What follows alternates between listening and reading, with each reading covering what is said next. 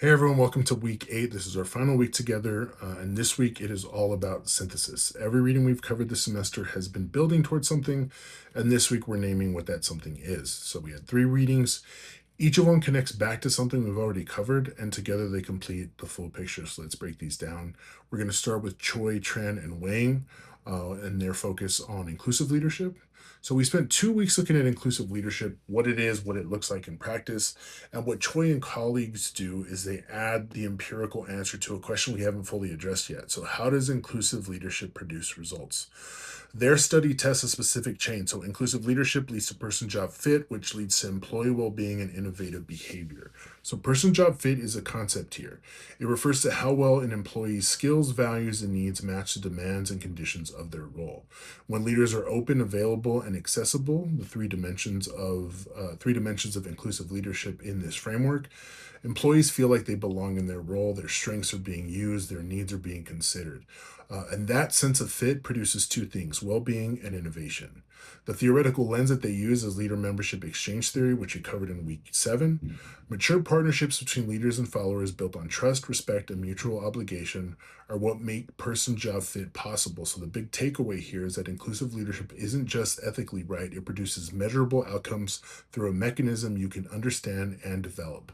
Next, we have Deerdorf, who focuses on intercultural competence. So, Deerdorf takes everything that we covered in week 7 on cultural intelligence and places it inside of a broader framework, which is in cultural competence. She defines it as a capacity to interact with others across different, so generational, cultural, socioeconomic, religious, and more.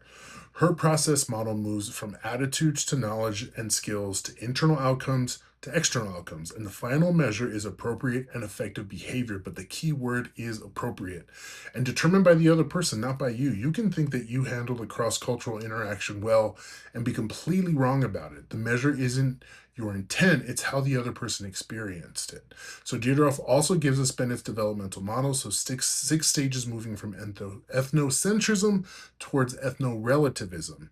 And the crucial implication is that you can't skip stages. Development has to meet people where they are. And the most important thing Deardorff says is this: knowledge alone isn't enough. You can't develop intercultural competence through reading and training alone. You need hands on experience and you need active reflection on that experience. Reflection is the engine. Without it, experiences just reinforce existing patterns. So, the big takeaway here is that intercultural competence is a developmental journey, not a training destination, and it requires a lifelong commitment. Lastly, we have Saros, Cooper, and Santora. They focus on the organizational level, not just what individual leaders do, but what kind of culture they build and how that culture produces or inhibits innovation. They find that transformational leadership leads to organizational culture, which leads to a climate that fosters innovation, but culture is a mechanism. Transformational leadership doesn't produce innovation directly, it produces a culture that produces innovation. That distinction matters because it explains why a leader can do all the right things at the individual level and still not see the change that they're hoping for. Because culture takes time and it takes consistency. Transformational leadership in this framework has 6 factors: so articulating a vision, providing a role model, fostering acceptance of goals, setting high performance expectations, providing individual support, and providing intellectual stimulation. And the factor most strongly related to innovation is intellectual stimulation. So, challenging people to rethink how they do their work, to question assumptions, to try new approaches, not just inspiring people, actually pushing them to think differently. So, the big takeaway here is that you can't mandate innovation. You can only build a culture that makes it possible, and that starts with how you lead every single day. So let's put this week all together. So we have Choi et al. Show us that inclusive leadership produces well-being and innovation through person-job fit. They also show that the quality of the relationship determines whether people can contribute fully. Deerdorf then shows us that intercultural competence is the developmental capability that allows leaders to build those relationships across cultural difference.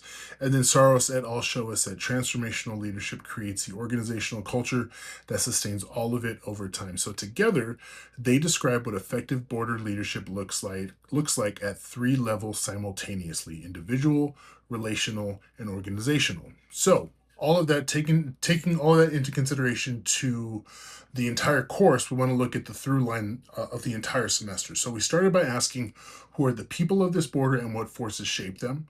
We examined the narratives that construct border identity, the Latino threat narrative, the competing discourses from both sides, the structural realities that shape families and communities on the border. And then we moved towards Napana, so the idea that living and leading in the in between isn't a problem to solve, it's a leadership asset. The ability to hold ambiguity and build coalitions across difference, to operate in the both and rather than the either or. We built out the frameworks for how culture and individual identity interact, what inclusive leadership looks like in daily behavior, how cultural intelligence is a specific capability that cross-border leaders need to develop differently than domestic leaders. And now this week we're asking, what does all of this build towards? And the answer is organizations.